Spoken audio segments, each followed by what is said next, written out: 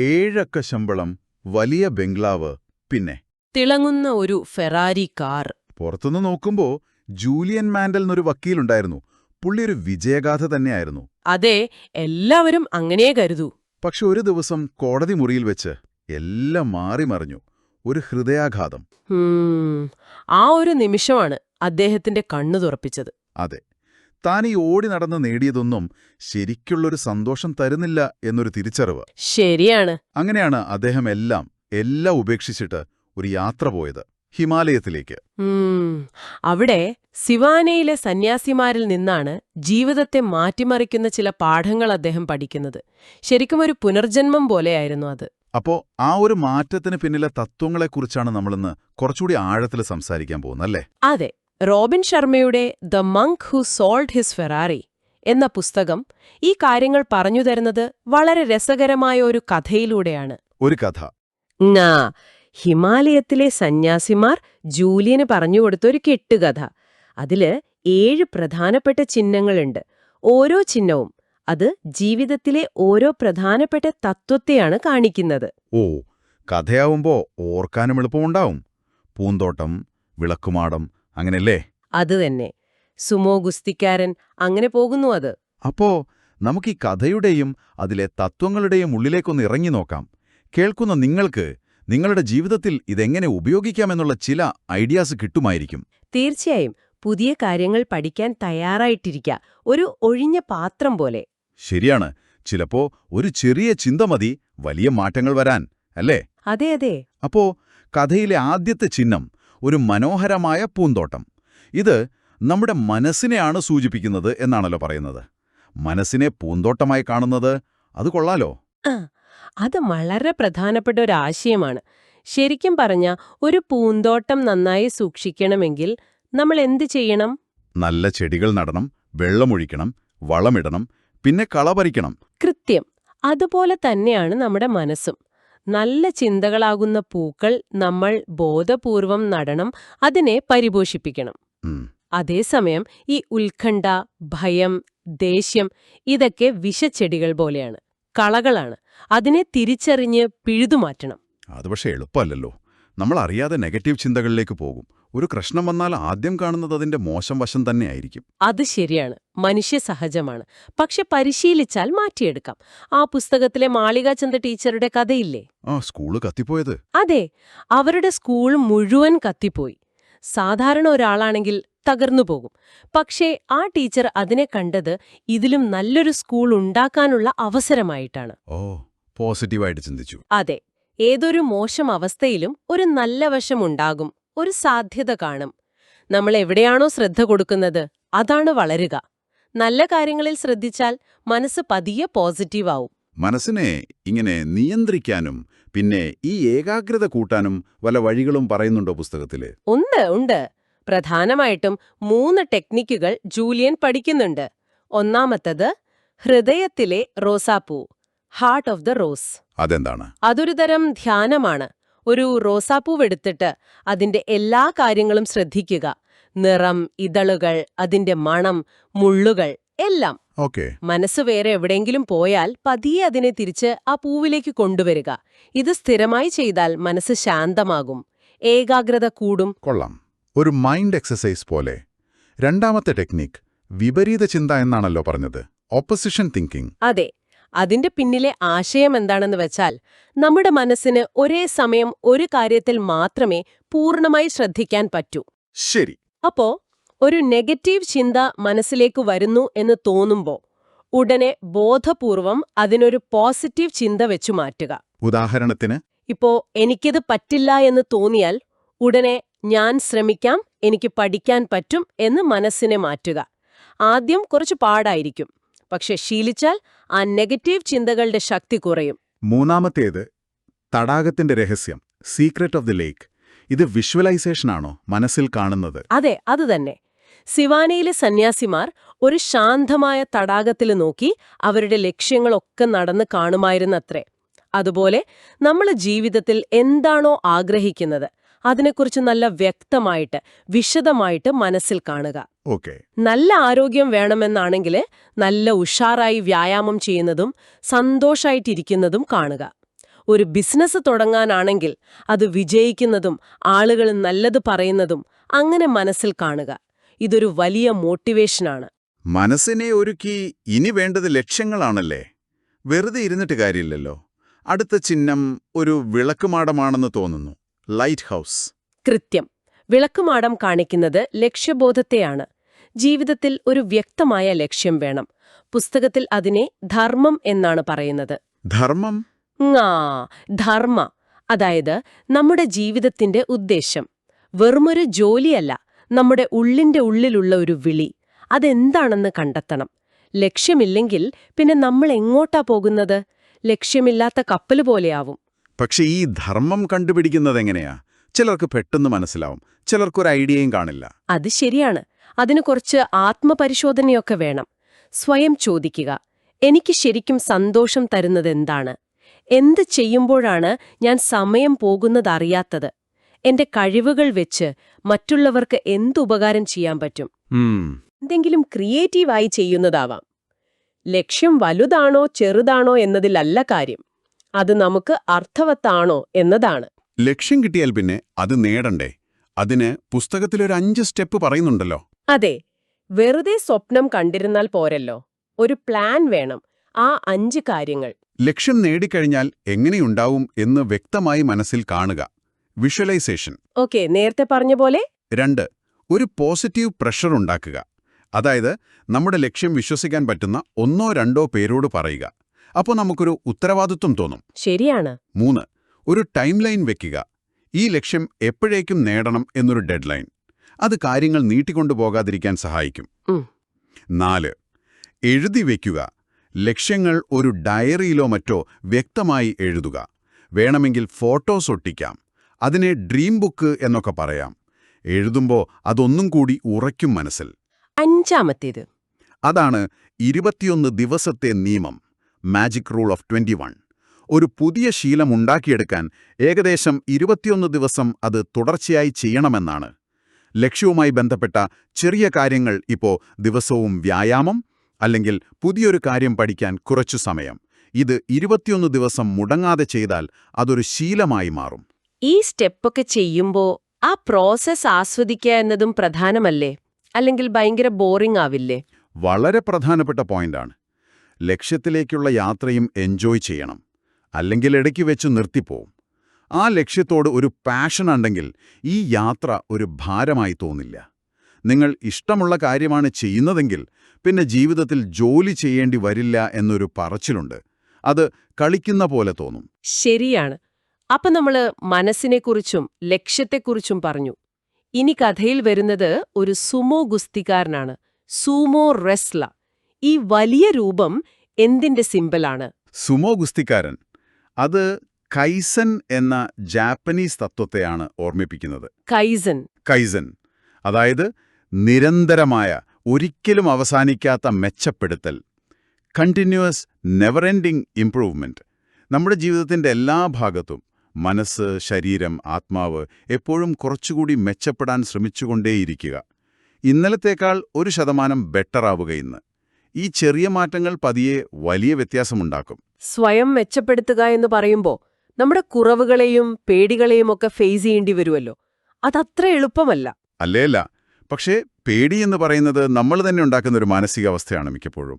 അതിനെ മറികടക്കാൻ ഏറ്റവും നല്ല വഴി നമ്മൾ പേടിക്കുന്ന കാര്യം അങ്ങ് ചെയ്യുക എന്നതാണ്. ആ പുഷപ്പ് എടുക്കുന്ന ഉദാഹരണം നോക്കൂ. നിങ്ങൾക്ക് 20 എണ്ണമേ പറ്റൂ എന്ന് നിങ്ങൾ വിചാരിക്കുന്നുണ്ടാവും. പക്ഷെ ഒന്നുകൂടി ശ്രമിച്ചാൽ ചിലപ്പോൾ 21 22 എടുക്കാൻ പറ്റിയെന്ന് വരും. നമ്മുടെ ലിമിറ്റ്സ് നമ്മൾ വിചാരിക്കുന്നതിലും അപ്പുറത്തായിരിക്കും പലപ്പോഴും. ആ കംഫോർട്ട് സോണിൽ നിന്ന് പുറത്തു കടന്നാലേ വളർച്ചയുള്ളൂ. ശരിയാണ്. നമ്മുടെ ബലഹീനതകളെ ശക്തിയാക്കാൻ ശ്രമിക്കണം. ഈ സ്വയം മെച്ചപ്പെടുത്തലിന് പുസ്തകത്തിൽ 10 അനുഷ്ഠാനങ്ങൾ പറയുന്നുണ്ടല്ലോ. 10 റിച്വൽസ് ഓഫ് റേഡിയന്റ് ലിവിംഗ്. അതെ, നല്ലൊരു ജീവിതം നയിക്കാൻ സഹായിക്കുന്ന 10 ശീലങ്ങളാണത്. അതിൽ ചിലത് ദിവസവും കുറച്ചുനേരം ഒറ്റയ്ക്കിരുന്ന് ചിന്തിക്കുന്നത്, റിച്വൽ ഓഫ് സോളിറ്റ്യൂഡ്, വ്യായാമം ചെയ്യുന്നത്, റിച്വൽ ഓഫ് ഫിസിക്കാലിറ്റി, നല്ല ഭക്ഷണം കഴിക്കുന്നത്, റിച്വൽ ഓഫ് ലൈവ് നറിഷ്മെന്റ്, പുതിയ കാര്യങ്ങൾ പഠിക്കുന്നത്, റിച്വൽ ഓഫ് അബൻഡന്റ് നോളജ്, അന്നത്തെ ദിവസം വിലയിരുത്തുന്നത്, റിച്വൽ ഓഫ് പേഴ്സണൽ റിഫ്ലക്ഷൻ, നേരത്തെ എഴുന്നേൽക്കുന്നത്, റിച്വൽ ഓഫ് ഏർലി അവേക്കനിങ്, സംഗീതം കേൾക്കുന്നത്, റിച്വൽ ഓഫ് മ്യൂസിക്, നല്ല കാര്യങ്ങൾ സംസാരിക്കുന്നത്, ritual of the spoken word, നല്ല ശീലങ്ങൾ വളർത്തുന്നത്, റിച്വൽ ഓഫ് കോൺഗ്രുവന്റ് ക്യാരക്ടർ, പിന്നെ ജീവിതം ലളിതമാക്കുന്നത്, റിച്വൽ ഓഫ് സിംപ്ലിസിറ്റി. ഇതൊക്കെ ദിവസവും ചെയ്യാൻ ശ്രമിക്കണം. ഈ ഗുസ്തിക്കാരന്റെ കയ്യിലൊരു പിങ്ക് വയർ കേബിൾ ഉണ്ടെന്നും പറയുന്നുണ്ട്. അതെന്താണ്? ആ പിങ്ക് വയർ കേബിൾ അത് അച്ചടക്കത്തിന്റെയും ഇച്ഛാശക്തിയുടെയും പ്രതീകമാണ്. ഓക്കെ. ഒരു കട്ടിയുള്ള കേബിൾ നോക്കിയാൽ അത് ഒരുപാട് നേർത്ത കമ്പികൾ ചേർന്നതാണ്. ഒരു കമ്പിക്ക് വലിയ ബലമൊന്നും കാണില്ല, പക്ഷേ ഒരുമിച്ച് ചേരുമ്പോൾ ഭയങ്കര ശക്തിയാണ്. ശരിയാണ്. അതുപോലെയാണ് അച്ചടക്കവും. ചെറിയ ചെറിയ കാര്യങ്ങളിൽ നമ്മൾ കാണിക്കുന്ന സ്വയം നിയന്ത്രണം, രാവിലെ അലാറമടിച്ചാൽ അപ്പത്തന്നെ എഴുന്നേൽക്കുന്നത്, അല്ലെങ്കിൽ വേണ്ടെന്ന് വെച്ച ഒരു സാധനം കഴിക്കാതിരിക്കുന്നത്, ഇതെല്ലാം ചേർന്ന് നമ്മുടെ ഇച്ഛാശക്തിയെ ബലപ്പെടുത്തും. മനസ്സിനെ നിയന്ത്രിക്കാൻ പറ്റിയാൽ ജീവിതത്തെ നിയന്ത്രിക്കാൻ പറ്റും. ഈ ഇച്ഛാശക്തി അല്ലെങ്കിൽ വിൽ പവർ കൂട്ടാൻ വല്ല വഴികളുമുണ്ടോ? ചില ദിവസം ഒന്നിനും ഒരു മൂഡുണ്ടാവില്ലല്ലോ. വിൽ പവർ ഒരു മസിൽ പോലെയാണ്, ഉപയോഗിക്കും തോറും കൂടും. പുസ്തകം പറയുന്ന ചില വഴികൾ: 1. മന്ത്രങ്ങൾ ഉപയോഗിക്കാം. മന്ത്രങ്ങളോ? അതെ. ഞാൻ കാണുന്നതിനേക്കാൾ വലിയവനാണ്, ലോകത്തിലെ എല്ലാ ശക്തിയും എന്റെ ഉള്ളിലുണ്ട് എന്ന പോലെയുള്ള പോസിറ്റീവ് വാചകങ്ങൾ മനസ്സിൽ ഇടയ്ക്കിടെ പറയുന്നത് നല്ലതാണ്. ഇത് വിഷ്വലൈസേഷനുമായി ചേർത്താൽ കൂടുതൽ എഫക്റ്റീവാകും. ഓക്കെ. പിന്നെ ചെറിയ വെല്ലുവിളികൾ ഏറ്റെടുക്കുക. നിങ്ങൾക്ക് അല്പം ബുദ്ധിമുട്ടുള്ള പക്ഷെ ചെയ്യാൻ പറ്റുന്ന കാര്യങ്ങൾ ബോധപൂർവം ചെയ്യുക. 1 മണിക്കൂർ ഫോൺ നോക്കാതെ ഇരിക്കുക, അല്ലെങ്കിൽ തണുത്ത വെള്ളത്തിൽ കുളിക്കുക. ഇതൊക്കെ വിൽ പവറിനുള്ള വ്യായാമമാണ്. മൗനവ്രതം അനുഷ്ഠിക്കുന്നതിനെക്കുറിച്ചും പറയുന്നുണ്ടല്ലേ? അതെ. Wow of silence.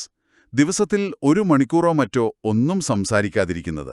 അത് സ്വയം നിയന്ത്രണം കൂട്ടാൻ നല്ലതാണെന്ന് സന്യാസിമാർ പറയുമായിരുന്നു. നമ്മൾ വെറുതെ പറയുന്ന കാര്യങ്ങൾ പോലും നിയന്ത്രിക്കാൻ ഇത് സഹായിക്കും. ഈ ചെറിയ വിജയങ്ങൾ മുന്നോട്ടു പോകാൻ ഒരു ഊർജം തരും അല്ലേ? ഒരു മൊമെന്റം. അതുതന്നെ. നിങ്ങളൊരു ചെറിയ കാര്യം വിജയകരമായി ചെയ്താൽ അത് അടുത്തത് ചെയ്യാനുള്ള ഒരു ആത്മവിശ്വാസം തരും. ഒരു സ്നോബോൾ എഫക്റ്റ് പോലെ. ചെറിയ മഞ്ഞുകട്ട ഉരുണ്ടു വലുതാവുന്നതുപോലെ ചെറിയ വിജയങ്ങൾ പതിയെ വലിയ വിജയങ്ങളിലേക്ക് നയിക്കും. അതുകൊണ്ട് തുടക്കത്തിൽ ചെറിയ ലക്ഷ്യങ്ങൾ വെക്കുന്നത് നല്ലതാണ്. കഥയിൽ അടുത്തതായി ഈ സുമോ ഗുസ്തിക്കാരൻ ഒരു സ്റ്റോപ്പ് വാച്ചിൽ തട്ടി വീഴുന്നു. Stop watch. ഇത് സമയത്തിന്റെ പ്രാധാന്യം തന്നെയാണെന്ന് തോന്നുന്നു. തീർച്ചയായും. സ്റ്റോപ്പ് വാച്ച് അത് സമയത്തിന്റെ സിമ്പലാണ്. സമയം നമ്മുടെ കയ്യിലുള്ള ഏറ്റവും വിലപ്പെട്ട ഒന്നാണ്. കാരണം അത് തിരിച്ചു കിട്ടില്ല. ഓരോ നിമിഷവും മണൽത്തരി പോലെ നമ്മുടെ കയ്യിൽ നിന്ന് പോവുക. ശരിയാണ്.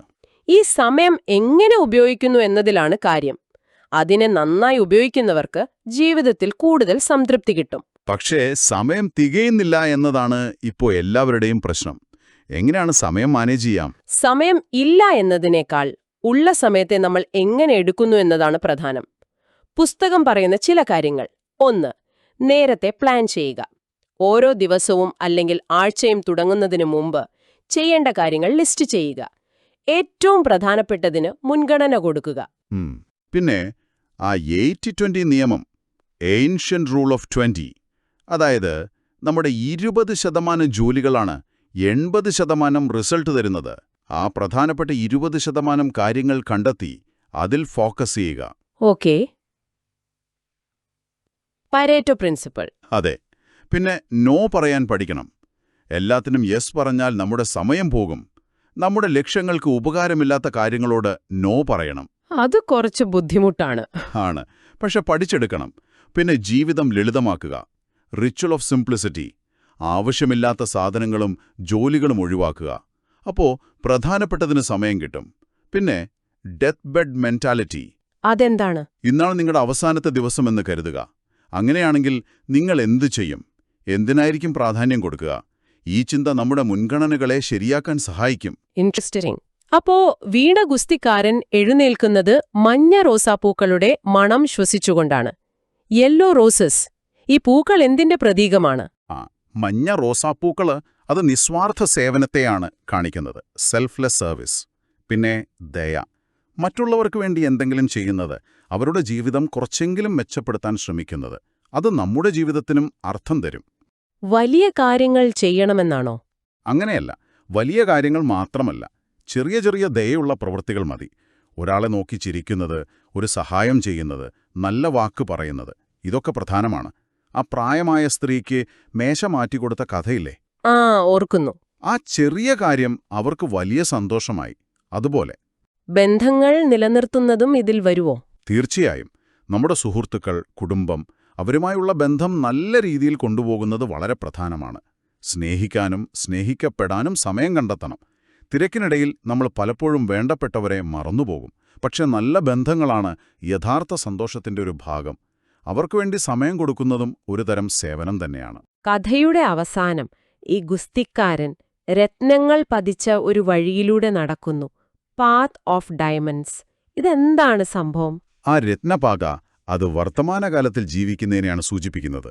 Living in the now. നമ്മുടെ ജീവിതത്തിലെ ഓരോ നിമിഷവും ഓരോ ഡയമണ്ട് പോലെ വിലപ്പെട്ടതാണ്. ശരിയാണ്. പക്ഷെ നമ്മളെന്താ ചെയ്യുന്നത്? ഒന്നുകിൽ കഴിഞ്ഞ കാര്യങ്ങളോർത്ത് വിഷമിച്ചിരിക്കും, അല്ലെങ്കിൽ വരാനിരിക്കുന്ന കാര്യങ്ങളെക്കുറിച്ച് ടെൻഷൻ അടിച്ചിരിക്കും. ഇതിനിടയിൽ ഈ നിമിഷം, ഈ വർത്തമാനകാലം നമ്മൾ മിസ് ചെയ്യുന്നു. ജീവിതം നാളേക്ക് വേണ്ടി മാറ്റിവെക്കാനുള്ളതല്ല, ഇപ്പോൾ ജീവിക്കാനുള്ളതാണ്. അത് കേൾക്കാൻ നല്ല രസമുണ്ട്. പക്ഷെ പ്രയോഗിക്കാനോ? മനസ്സെപ്പോഴും പാസ്റ്റ് അല്ലെങ്കിൽ ഫ്യൂച്ചറിലായിരിക്കും. ശരിയാണ്. അതിന് കുറച്ച് പരിശീലനം വേണം. ബോധപൂർവം ശ്രമിക്കണം. ചില വഴികൾ: 1. ചെറിയ സന്തോഷങ്ങൾ ആസ്വദിക്കുക. എങ്ങനത്തെ? നമുക്കുള്ള നല്ല കാര്യങ്ങളെക്കുറിച്ച് ഓർത്ത് നന്ദി പറയുക. ആരോഗ്യമുണ്ടെങ്കിൽ അതിന്, കുടുംബത്തിന്, സുഹൃത്തുക്കൾക്ക്. ഉള്ള കാര്യങ്ങളെക്കുറിച്ച് ഓർക്കുമ്പോൾ മനസ്സിന് സന്തോഷം വരും. പുസ്തകത്തിൽ കുട്ടികളുടെ ബാല്യം ജീവിക്കുന്നതിനെക്കുറിച്ച് പറയുന്നുണ്ടല്ലോ. അതെ, ലിവ് യുവർ ചിൽഡ്രൻസ് ചൈൽഡ്ഹുഡ്. വളരെ പ്രധാനപ്പെട്ട കാര്യമാണത്. കുട്ടികൾ പെട്ടെന്ന് വളരും. അവർ ചെറിയ കുട്ടികളായിരിക്കുന്ന ആ സമയം, അത് അവരോടൊപ്പം പൂർണ്ണമായും അനുഭവിക്കുക. അവരുടെ കളികളിൽ പങ്കുചേരുക. ജൂലിയൻ മാൻഡലിനത് പറ്റിയില്ല. അതിന്റെ വിഷമം അദ്ദേഹത്തിനുണ്ടായിരുന്നു. പിന്നെ ആ പീറ്ററും മാന്ത്രിക നൂലും കഥ. അതും നല്ലൊരു ഓർമ്മപ്പെടുത്തലാണ്. ജീവിതത്തിലെ ബോറടിക്കുന്ന ഭാഗങ്ങളൊക്കെ വേഗം തീർക്കാൻ മാന്ത്രിക നൂല് വലിച്ച പീറ്റർ.